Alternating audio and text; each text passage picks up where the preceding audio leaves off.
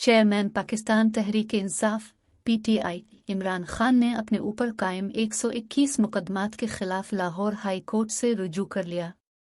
Lahore high court میں دائر درخواست میں سیکریٹری داخلہ، وزارت قانون، دفاع، secretary cabinet division, chief secretary, IG Punjab, anti corruption, NAB, FIA، وزیر اعظم، پیمرا اور الیکشن کمیشن کو فریق بنایا گیا ہے۔ عمران خان کے خلاف مقدمات کی تفصیلات ہائی کورٹ میں جمع۔ عمران خان کا درخواست میں موقف ہے کہ ملک میں مجھ پر 121 FIR درج کی گئی۔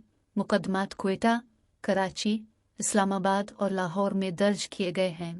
تحریک انصاف کے سپورٹرز کو نظر بند اور گرفتار کیا جا رہا ہے۔ نگران صوبائی حکومت کی جانب سے انتقامی کارروائیاں کی گئی ہیں۔